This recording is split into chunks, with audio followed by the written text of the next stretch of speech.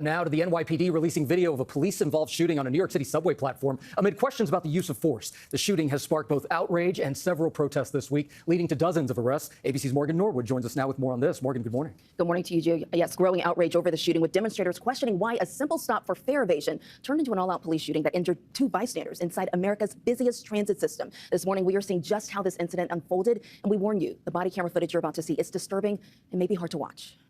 This morning, newly released body camera video showing the moments leading up to that police shooting at a Brooklyn subway station that left 4 people injured. Just before 3 p.m. Sunday, surveillance camera showing 2 officers following a man who appeared to jump over the turnstile going into the station. A minute later, he leaves, seen carrying what appears to be a knife. He comes back 10 minutes later, cops following, quickly approaching him on the platform and ordering him to drop that knife. Drop the knife. Go drop the knife. The suspect refuses, instead getting on the northbound L train with several passengers on board.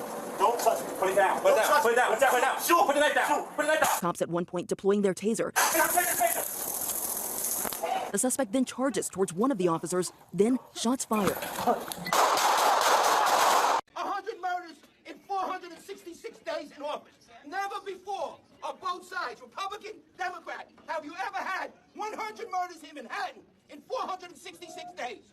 On day 1, Alvin Brown says he was not going to prosecute felonies. They give you all their fake statistics. Well, if you don't arrest nobody, you don't have no statistics. Yo, what's goody? Wavy. All right, I'm still not feeling 100%. All right, a little cold making its way through the crib, you feel me? I was the last one to go down. You know, with all these temperatures going up and down right now, no diddy. I saw this story making its rounds, getting a lot of outcry both on social media and locally. Because, you know, apparently nobody cares about a black man when he's shot unless it's by white officers.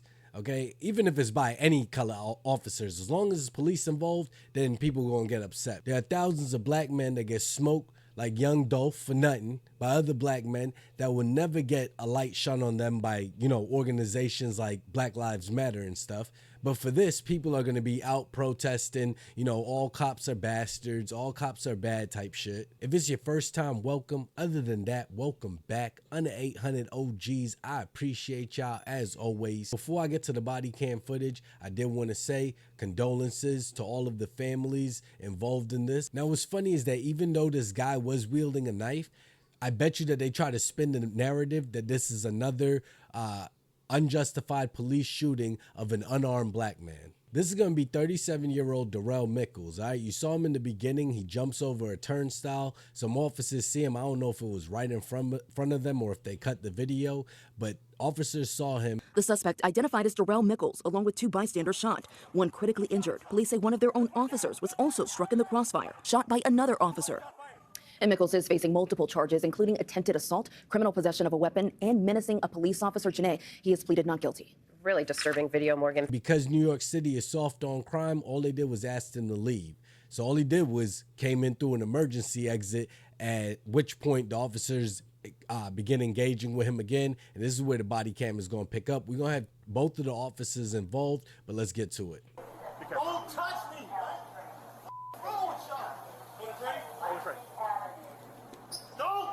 Sir, get away there. Don't touch me. Put it down. Put it down. Put it down. Put it down. So right here, the knife is behind his back.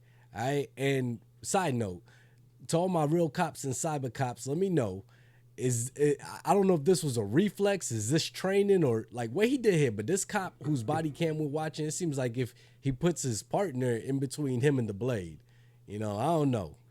Shoot. Put the knife down. Put the knife down. So we heard one taser. Yo, taser. So that was the second taser. I think he shot the first taser.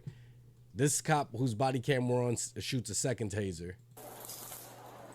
Taser. So he shoots another taser, and I don't know if it's getting into him and then he's like pulling out the tasers or if they're not even getting through his t-shirt, but this is now 3 sets of tasers that somehow haven't done anything to him. Taser. Watch out. All right, you see what he did right there?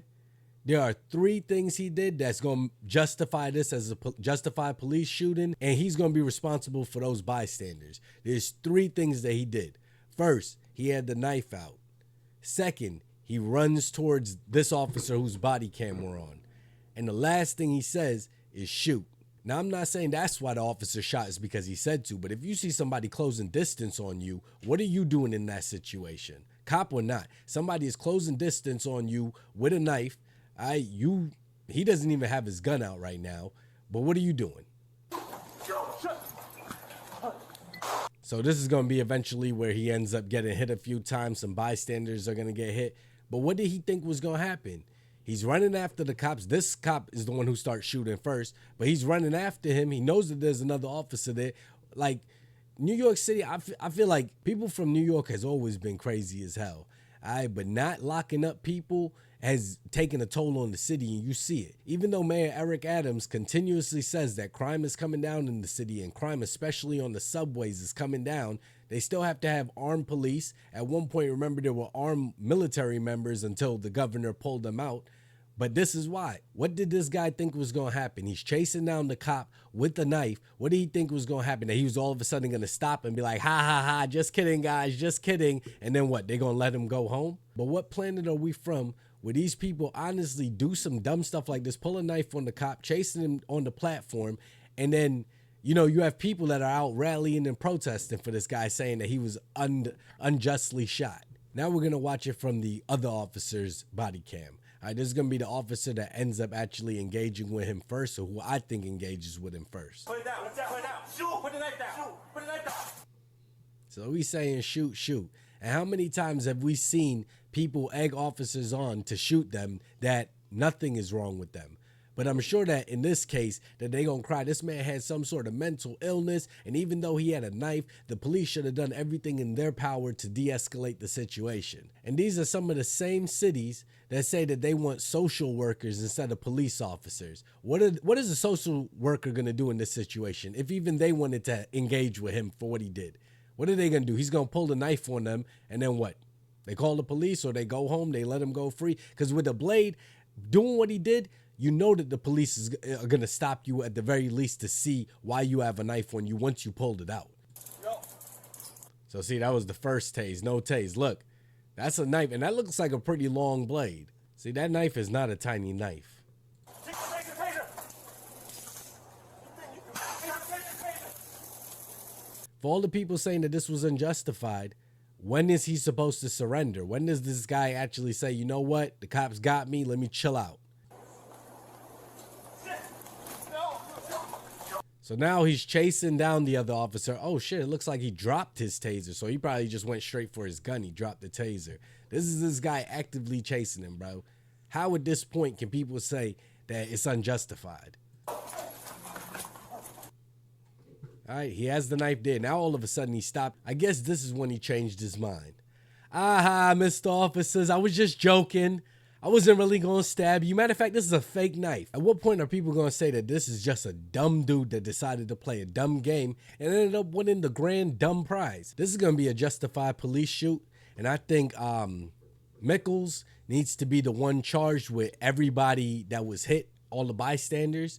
But knowing New York City, they'll probably end up paying out to the families as well. They'll probably even end up paying out to his family and say that it was an unjustified shooting. Not sure how that will work, but I wouldn't be surprised. Now look at this. Didn't I call it? NYPD leadership ties Brooklyn subway to mental health crisis. What did I say? They don't expect black people to know how to handle ourselves. They don't expect us to know how to handle ourselves in a civilized manner. All right, everything is a mental health crisis. Since 2020, everything is mental health. And in the state of New York, and New York City to be specific, I wouldn't be surprised if they let this man off with insanity and the city ended up paying out. This guy was your typical crash out. And he was 37 years old on top of that. You can't tell me that this is the first time where he just wilding out like this. And I think even if he was having a mental health crisis, the officers would have tried to work with him. But once you pull out a knife and then you running at the officer, what do you think is going to happen at that point? But you got these organizations coming together, mobilizing, because the only time that they ever give a damn about a black man is when the black man is killed by police. I wouldn't be surprised if Black Lives Matter all of a sudden re-enters the national scene. And I just want to touch on the officers real quick, all right? They did a good job, but not entirely, all right? Because there were many bystanders hit.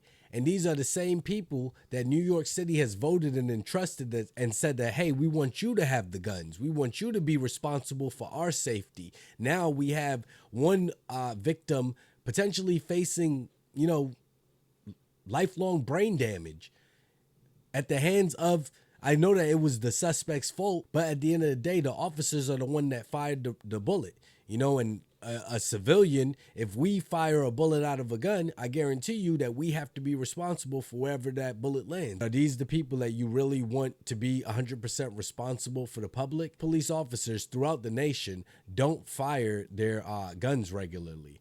They don't train with them regularly. They only have to actually shoot like once or twice a year, depending on their department, where they have to fire and do like some range type stuff. But that's it.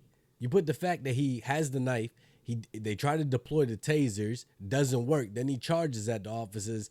I mean, at that point, goes on to say, I think you're seeing the dangers that police officers are placed when they have to deal with mental illness and when there's no solid plan for mentally ill people who continue to come back on the streets and enter our subway system with weapons, and they make all of us unsafe. Well, that's New York City, where the whole judicial system is racist. So the minute that somebody's locked up, they feel that it's best that they're not held with bail and that, they're just freed back out into the population. That's what they've voted on. That's pretty much what Alvin Bragg has done since he's become the attorney general. And they still don't have any real solution for the mental illness or whatever. And I wouldn't be surprised if they actually put together a department to look into the mental illness, which would just be perpetuated like we've seen this department of homelessness and all that, how they're almost incentivized to keep these people homeless. They're going to be incentivized to keep people mentally ill. If you made it this far in the video, I appreciate you. And to help to get it out to even more people, it goes a far way for the channel. If you subscribe, hit the like, join in on the conversation with a comment. What do you think about this whole thing with this Darrell Mickles guy? Do you think that this was an unjustified police shoot? He was clearly having a mental health illness. He clearly just, this was something that was escalated. They could have practiced more de-escalation, because at the end of the day, all he did was hop the turnstile. It didn't have to end up bystanders were hit and everything. One of the officers were hit. All this could have been avoided if they would have just hit him with the taser, or, shot him in the pinky toe, or shot him one time instead of as many times as they did, because he wasn't a real threat. Even if he had the knife out and was running towards him, he still wasn't a threat. They could have stopped. They could have negotiated with him, understood the trauma that he's been through in his life, because, he didn't grow up in the same America that everyone else did. Where he grew up was much different. There were people around him that didn't show him the way. Or do you think that this guy was a dumbass? He won the stupid award. He won the Darwin Award, whatever you want to call it. Because when you not only don't comply at all right, from the time, the only time he complied is when he left, just to come right back. And he knew what time it was when they came back. We saw from the time the encounter started to the time it ended and how he reacted. And he just played stupid the whole way. First of all, you're not going to comply. You're going to pull out the knife in front of them. They probably didn't even know that he had the knife. Then they're trying to tase him. He's trying to pull the prongs out. And then where he made the biggest mistake is he runs towards one of the officers with the knife out, talking about shoot. I mean, hey, you got what you wanted. You got what you ordered. Now he, as of right now, the recording of this video, he is in stable condition. He is pleading his innocence. I guess he's deciding to say that he was innocent. And you see that people in New York City are protesting for him and saying that this was an unjustified police shooting of an unarmed black man. That's the narrative that they're going to spin, even though this was clearly an armed black man. Either way, interested to know however you're feeling on this. I think this guy was 100% a clown. He effed around and found out. And people are that dumb to look at that video and say that he shouldn't have been shot. I mean, I don't know, but I know most of y'all get it. So till the next video, y'all be easy and stay wavy.